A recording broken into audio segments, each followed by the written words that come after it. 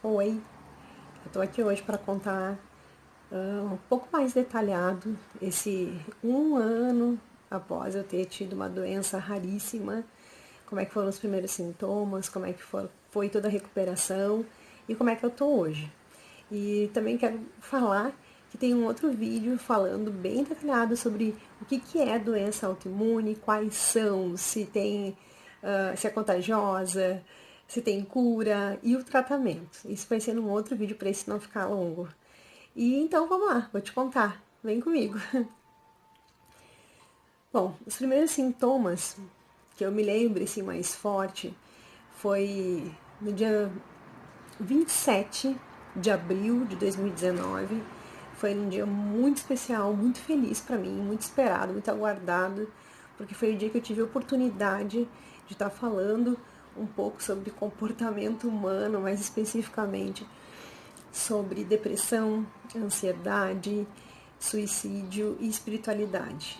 Foi uma palestra junto com a minha amiga Cris, a psicóloga Cristiane Ilsen, e foi um momento muito legal e foi uma preparação longa, né, de estudos e para poder chegar então nessa conexão de como é que funciona, né, o corpo, a mente e o nosso espírito, como é que tudo isso funciona. E no final desse dia eu sentia muita dor nos pés. E não era uma dor só de calçado apertado, porque quando eu tirei os calçados, meus pés continuavam doendo e doíam muito na sola. Era uma dor como se fosse pequenos alfinetes sendo cravados, assim, espetando, e aquilo não passava. E quando eu olhei para meus pés, eu vi então pequenos pontinhos vermelhos. Eu fui dormir, no outro dia eu acordei, num domingo, e a garganta continuava doendo, e os pés também. Então fui na emergência e lá no atendimento eu recebi então uma injeção mesentacil. E como é uma injeção forte, eu pensei, na segunda-feira eu tô pronta, né? Vamos voltar ao trabalho, vamos embora. Isso, quando eu acordei na segunda-feira, eu me sentia muito fraca e apareceram ao redor aqui da boca, né, várias bolinhas no rosto, nas mãos e na sola dos pés umas bolinhas maiores, assim, umas bolinhas d'água, uns vermelhinhos, umas pequenas bolhas. E fiquei em casa, me cuidando, me resguardando e esperando então a melhora que não veio. Então passaram 2 dias, chegou na quarta-feira, 1º de maio, feriado, todo mundo em casa, meu marido, os meninos. Sempre é um dia muito legal que a gente espera para ficar todo mundo junto. E naquele dia eu acordei mal, acordei muito cansada e não tinha força para ficar em pé. E eu pedi pro meu marido, vai comigo, me acompanha, me leva já de manhã. E quando chegamos lá na emergência, o médico viu todos os sintomas que eu relatei e ele me deu então um Plasil. E esse Plasil eu tomei, voltei para casa com um diagnóstico de virose e eu não conseguia almoçar, eu realmente estava enjoada, acabei vomitando, fui dormir logo em seguida do almoço. Quando eu acordei à tardinha, antes de anoitecer, eu não conseguia ficar em pé. Eu realmente me sentia muito mal. E eu lembro de pedir pro meu marido para ele ir me socorrendo, assim, ser tipo um auxílio mesmo, porque eu não tinha forças para caminhar. E com muito esforço, eu cheguei até o carro e chegando lá, então, na emergência, eu fui levada de cadeira de rodas lá para dentro do hospital e ali eu acabei internando. E lá se foram longos 127 dias de internação. Eu fiquei desacordada, eu fiquei em coma, eu tive parada cardíaca e eu conto isso tudo num vídeo mais detalhado, né, dos primeiros 6 meses. Vocês podem acompanhar lá. Mas quando eu acordei na UTI, os médicos que estavam me cuidando, eles sabiam que era uma doença autoimune, que o meu corpo então estava atacando as minhas células saudáveis, mas qual dessas doenças que existem, eles não estavam conseguindo achar um diagnóstico.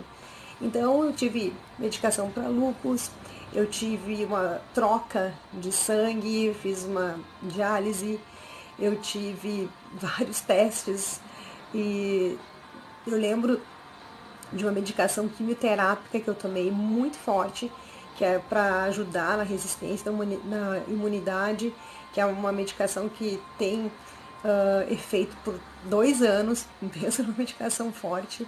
A primeira vez que eu tomei essa medicação, eu passei mal, eu tive um taquicardia, eu quase desmaiei, foi bem desagradável, foi muito ruim.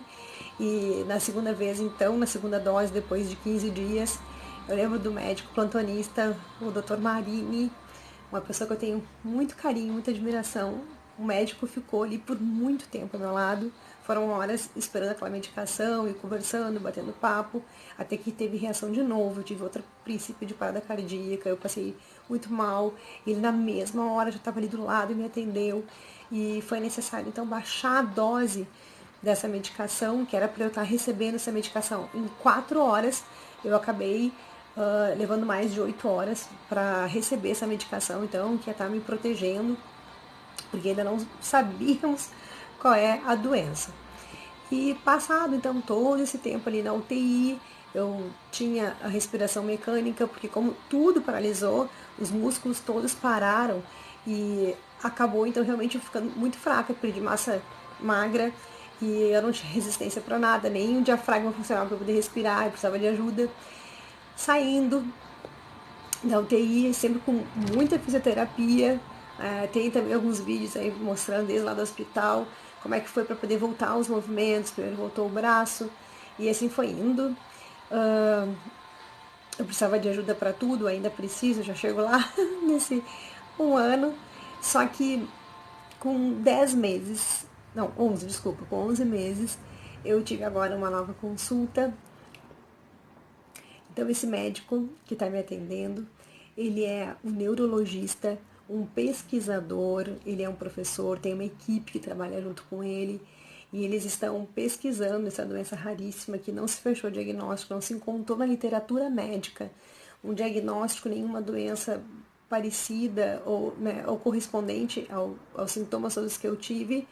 A mais próxima foi a síndrome de Guillain-Barré, que paralisa só até aqui, só que o meu corpo todo paralisou, né, todinho, e foi muito tempo. Então, eu descobri o que aconteceu e como o meu corpo, ele tá reagindo, então. É como se fosse um computador e todo o corpo, ele parou. Que foi o tempo que eu fiquei em coma.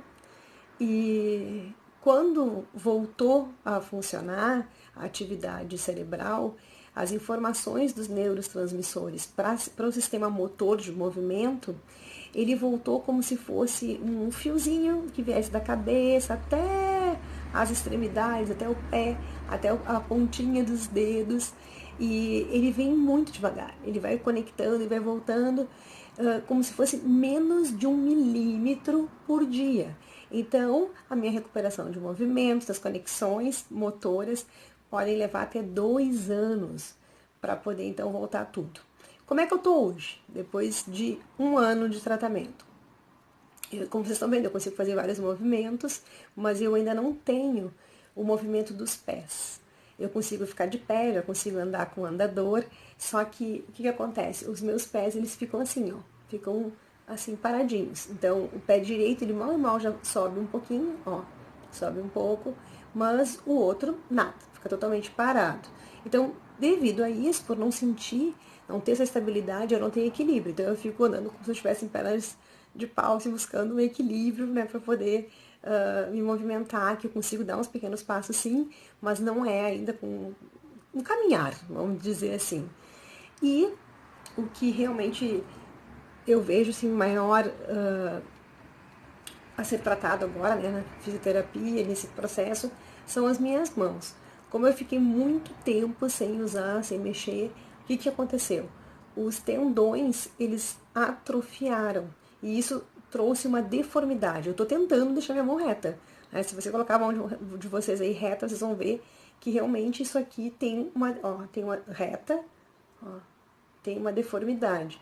E essa deformidade, então, a gente está trabalhando todos os movimentos para poder voltar. E devido a isso eu não tenho força. Olha só, aqui outra coisa, ó, fechando a mão. Ó, eu não consigo fechar mais do que isso. Olha essa. Essa não fecha mais do que isso. Ó. Uma fecha mais do que a outra. O dedão também, esse sobe bem, ó, consigo fazer esse movimento, o outro não consigo mais do que isso aqui, ó, só vai até ali, ó, diferença. Então, as mãos ainda faltam força para eu poder cortar, para eu poder abrir embalagens, para eu poder ter força até para abrir a porta do carro. Eu não consigo escrever, eu consegui agora, faz bem poucos dias, tirar o remédio de dentro, né, ali da cartelinha. Com muita dificuldade eu consegui romper então o lacre. Falta essa força ainda que a gente está trabalhando.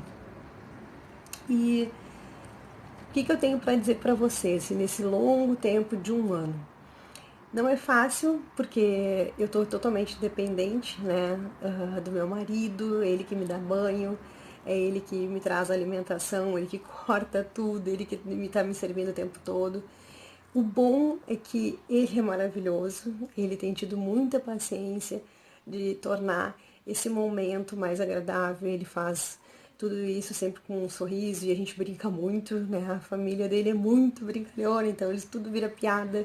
Isso tem sido algo realmente maravilhoso para poder enfrentar todo esse tempo. E outra coisa, os comentários lá no hospital, quando ele me trouxe as mensagens no WhatsApp, as demonstrações de carinho no Face, isso realmente dá um ânimo, dá uma alegria, saber assim que as pessoas estavam orando por mim, estavam pedindo a Deus para que eu me recuperasse, realmente fez toda a diferença nesse processo. Eu lembro do dia que eu vi um vídeo do pastor Márcio Belo, lá da igreja de Osório, com toda a igreja de pé orando, e aquilo, nossa, eu chorei tanto, porque ali a gente se sente muito amada, né? Muito cuidada.